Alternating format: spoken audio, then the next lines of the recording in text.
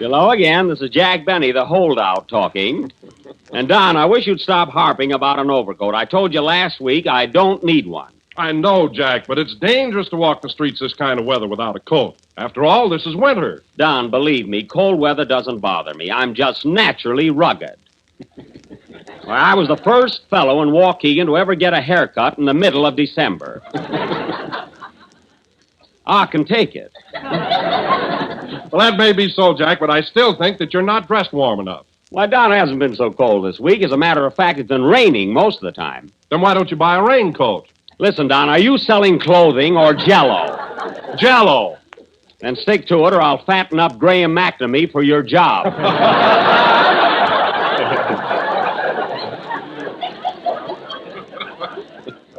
Now, let's drop it. Well, I think Don's right, Jack. You look silly walking down the street dressed the way you are. Oh, I do, huh? Yeah, why, for $60 you can get a beautiful overcoat with patch.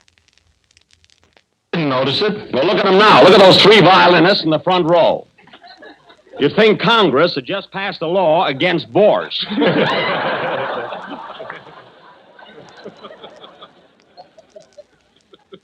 You know, Don, I can't understand why Phil had a... Oh, now they laugh. Good. The reason they're laughing now, borscht is the first word they understood.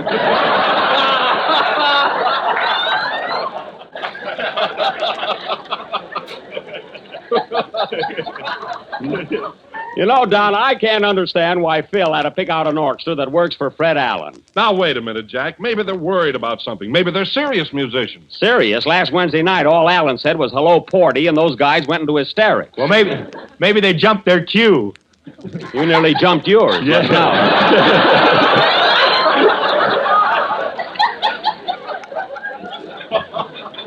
That's probably what happened. Now, you know, I don't mind Allen telling them when to laugh and applaud. But when he throws lighted matches around to get them to stamp their feet, that's going too far. Oh, hello, Mary. Hello, Applecart. What upset you now? Oh, it's that smart aleck orchestra Phil had to ring in on me. I wish you'd just ignore him, Mary. You haven't been out with any of the boys in this band, have you? Only the brass section. Oh. I like fellas with derbies. Oh, good. Well, stay away from the woodwinds.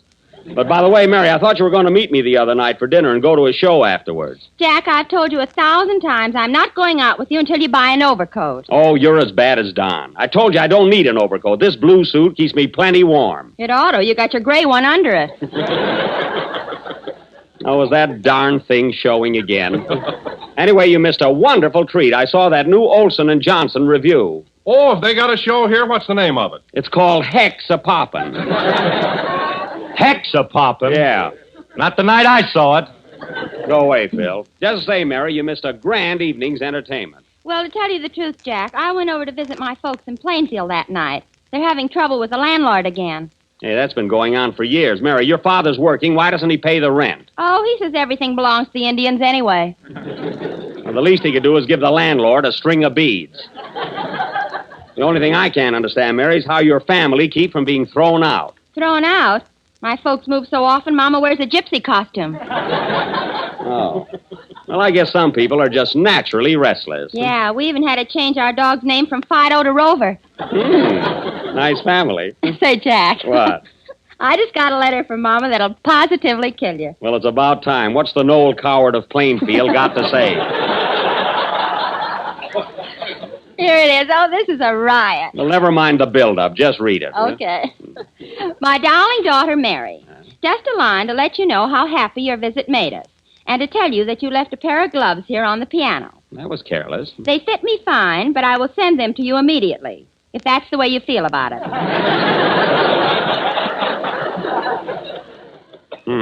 Anyway, it's lucky you left when you did. I think your sister Lulu has the mumps, as she was blowing up a balloon yesterday, and when she stopped, her cheeks wouldn't go down.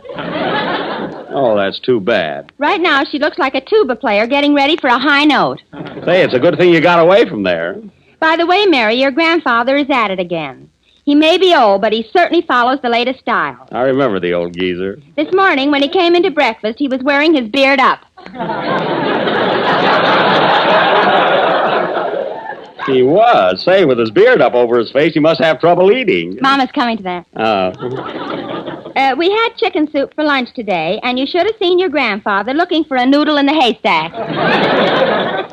The old gal's cooking tonight. Any other bulletins? No other news, except your cousin Otto is in trouble with the police again. Now what? They caught him on a ladder the other night, and he wasn't eloping. That's right. You can't take silverware to Niagara Falls. That's all for now. Give my love to the gang, and hope to see you before you leave. Your devoted mother, Gypsy Rose Livingston. Wow. P.S. It's only 2 weeks to Christmas, so give my love to Jack, too. Well, that's very sweet of her. What a racketeer. Now, let's get on with the program. Oh, Kenny. Hey, where's Kenny? He's supposed to sing right now. I don't know. Oh, I remember. Kenny borrowed $10 from me and said he was going out to see the World's Fair. The World's Fair, that doesn't open until spring. He'll wait. Darn that kid. Well, if we can't have a song, I'll have to play a violin solo. A violin solo? Get back in your seats, men. That's what I say. Hand me a violin, Phil. Now, wait a minute, Jack. Can't we talk this over? I know what I'm doing, Phil. Let go of me. Hey, boys, do you know At Long Last Love? No! How about My Reverie? No! Fine orchestra. Hey, piano player. Yeah? Do you know when it's tulip time in Holland? I think it's in April, isn't it?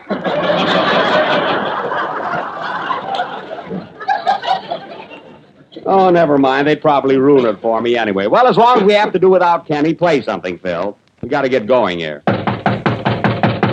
Hold it a minute. Come in.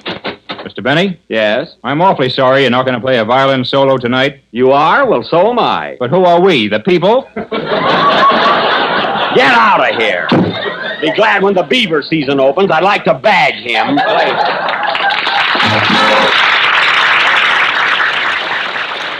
That was Pocket Full of Dreams, played by the orchestra with a vocal refrain by Phil Martinelli.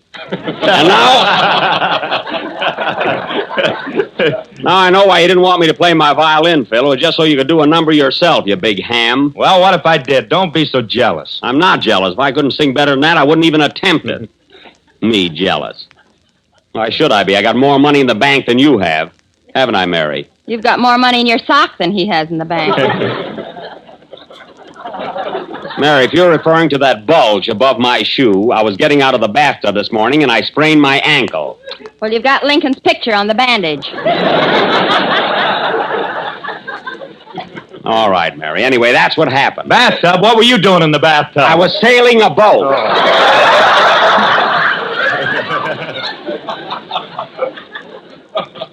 What was I doing in the bathtub? What do you think I was doing? Diving for pearls?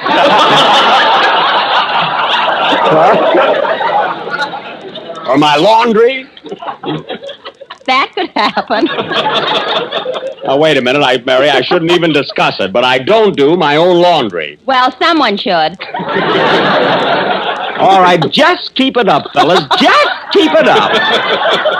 So, when I do my Christmas shopping, I'll remember every word that was said here. Now, hold on a minute, Jack. Have I ever said anything to hurt your feelings? No, you haven't, Don. Have I ever said anything that would cause you a moment's unhappiness? No, Don, you haven't. Here it comes, folks. Have I ever said anything except that Jell-O is economical, easy to make, and comes in 6 delicious flavors? Strawberry, raspberry, cherry, orange, lemon, and lime. No, Don, and I'll admire you for it. And to prove my faith in you, I'm going to let you handle the show from now on. Where you going, Jack? Well, I've still got a lot of Christmas shopping to do, and I thought I'd finish it up today. You can handle things around here, can't you, Don? Oh, sure, Jack. Go right ahead. Can I go with you, Jack? Yeah, because if I leave you here, you're liable to say something about me. All right, I'll go with you and say it. Hey there. Easy. Come on, Don. I'll see you. We're going ahead. I'll see you later.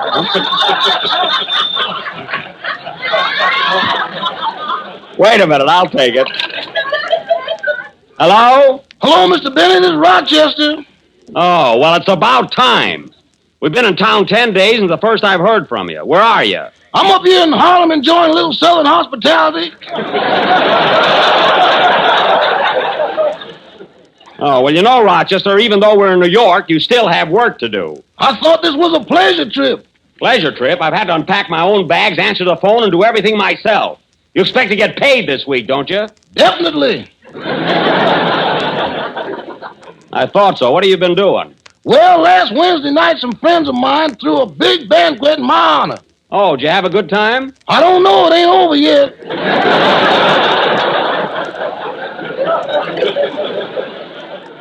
It ain't over yet. Well, for heaven's sake, how long is this party going to last? Until somebody with a blue coat knocks on the door with an axe. Well, I don't mind you having a good time, Rochester, but in case things get dull there, I wish you'd drop around and press some pans for me. Okay, boss, I'll be there tomorrow. Fine. Oh, incidentally, when I unpacked my bags the other day, I couldn't find my full dress suit. You couldn't? My. I'm not asking for sympathy, Rochester. Where is my full dress suit? You mean the one you look so good in? Stop flattering me. Rochester, where is my full dress suit? Why don't you wear your tuxedo? Now, Rochester, for the last time, where is my full dress suit? Well, I'll be doggone. I got it on. I thought so. Of all the brazen, unmitigated nerve, how dare you put on any of my wardrobe? How dare you? Are you disappointed in me, boss? Disappointed. Now, listen to me, Rochester. Yes, sir. I want you to be at my hotel at 8 o'clock sharp tomorrow morning. Shall I come formal?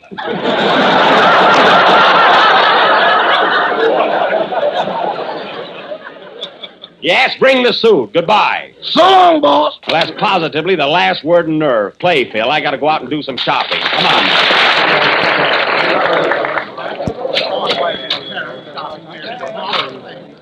Gee, this store is crowded, isn't it, Mary? Yeah, getting through this mob is like playing Notre Dame.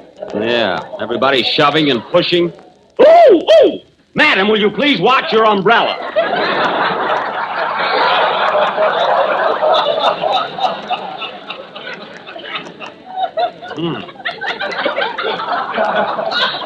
You better stick close to me, Mary, and don't get lost. And take your hand out of my pocket. Not my hand. Then whose is it? Well, for goodness... Hey, buddy, what are you doing with your hand in my pocket? I don't know. I guess I'm an optimist. Let's get away from here, Mary. Now, let's see. Here's my Christmas list. An electric razor for Don, a necktie for Kenny, a chorus girl for Phil, and, What are you going to get for me, Jack? I'm not going to tell you, Mary. It's a surprise. It's something between a Rolls Royce and a compact.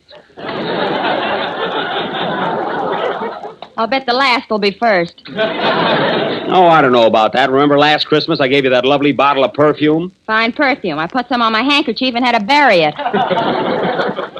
No, it wasn't that bad. Incidentally, I have to buy some. I wish you'd help me pick it out. Okay, here's the counter, Jack. Oh, yes. Pardon me, miss. I'd like to get a bottle of perfume. Yes, sir. Now, here's something new this season that's very popular. Well, what an attractive bottle, isn't it, Mary? Yeah. What's the name of that, miss? It's called Springtime in the Bronx.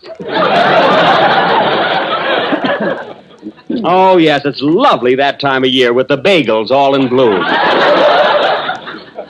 But, miss, look, I'd like something a little more exotic. Something, shall we say, ooh-la-la? Oui, oui. Well, Now, here's a perfume that's all the rage in Paris. It's called Toujours l'amour voulez-vous. well, toujours l'amour voulez-vous. What does that mean, Mary? Love, your magic smell is everywhere. Well, it sounds much better in French. How much is that, miss? $10 an ounce or $4,000 a gallon.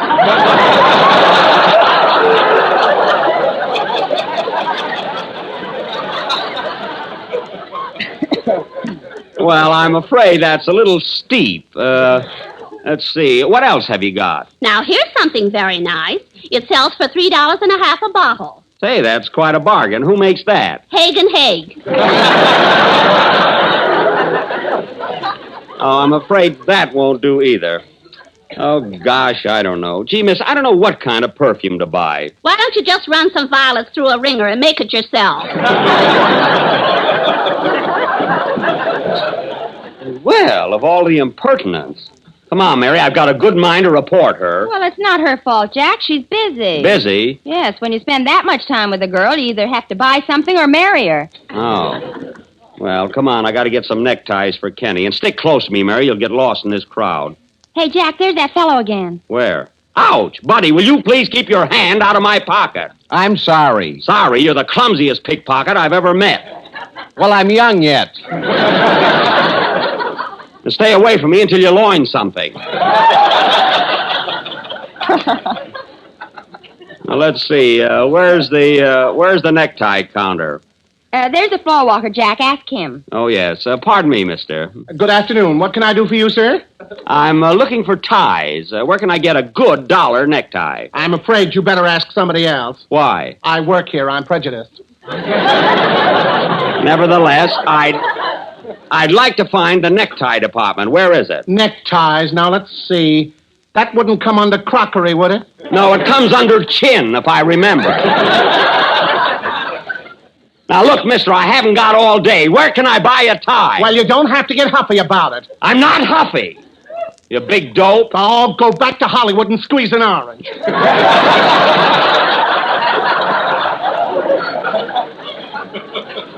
Now, look here, Hey, you. Jack, there's the necktie department right in back of you. Oh, that's right.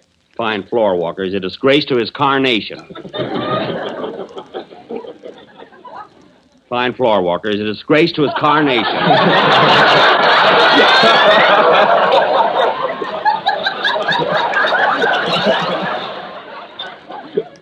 Oh, here we are.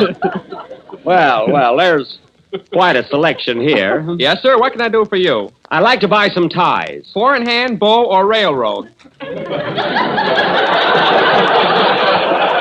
Look, I want a necktie, a regular necktie. I'm glad to hear that. The one you're wearing is awful. Well, it is a little wrinkled. Now, here's a very snappy tie, mister, with an American flag on it. Oh, yes. Take it, Jack. It'll go good with your white shirt with the stars on it. Yeah, that's right. It is unusual. How much is this tie with the flag on it? $62.50. $62.50. Yes, Betsy Ross made it. For heaven's sake, what is this, a store or a museum? I don't know. I always come in the back door. Well, that settles it. I'm getting out of this joint. Wait a minute, Jack. As long as you're here, why don't you buy an overcoat? I told you before, I don't need one. You do, too. I do not, and take your hand out of my pocket. And come in quicker. Good heavens, you're getting monotonous.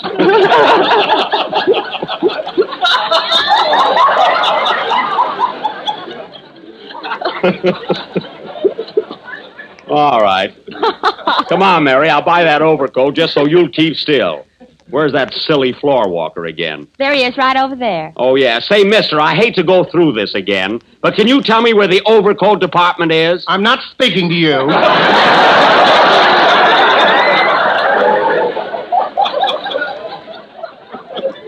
Well, I'm not going to make up with you either.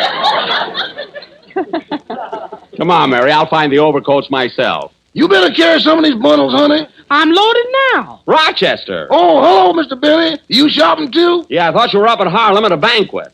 I was, but I ran into some money with a pair of dice, so my girlfriend brought me down here to liquidate. Oh, I see. Boss, I'd like you to meet Miss Lucille. What is your last name, honey? Garbo. Oh, Lucille Garbo. How do you do? Glad to know you, Mr. Benny. Rochester's been telling me about that big oil well you two own. Oil well? What oil well? Come on, honey, let's go. Rochester! See you later, boss.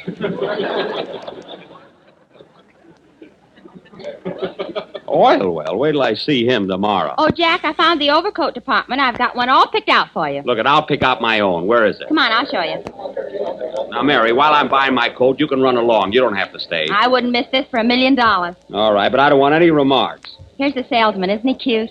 Oh, so that's it, huh? How do you do, sir? How do you do? I'm Jack Benny, and I'd like to buy an overcoat. I see. Oh, Joe. Yeah? Come over here. I'm going to need help on this. Okay, Mr. Peters.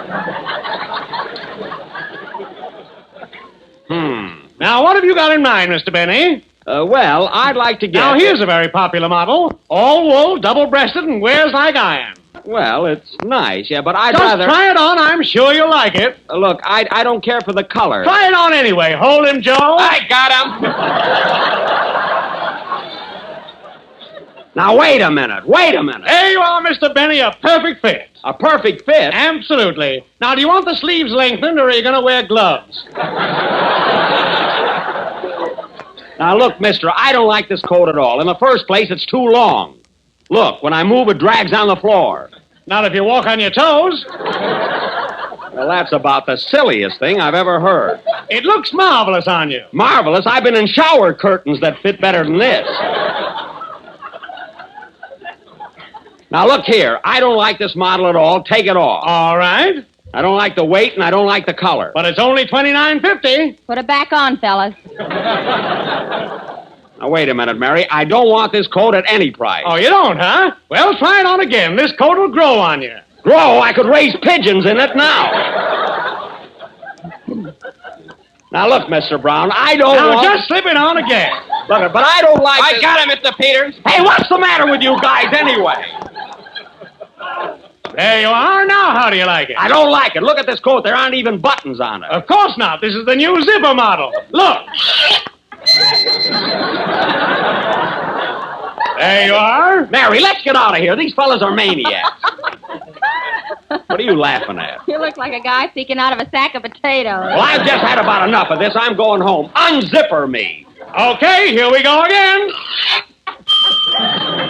Come on, Mary, let's go. All right, Jack. Oh, no, you don't. Grab him, Joe. All right, got him. Out of my way. You out of my way. All right, Joe, let him have it. Ha ha, you missed me. What a sore loser. Oh, Jack, he shot me right through my new hat. Well, no wonder it looks like a wild duck. Good heavens, what a night. This is the last number of the 12th program in the new Jell-O series. And we'll be with you again next Sunday at the same time, broadcasting from Hollywood, California. And, folks, I want you all to know that I was only kidding before. I really have an overcoat, haven't I, Mary? Yes, but the elbows are out. Of course, that's why I didn't wear it. Good night, folks.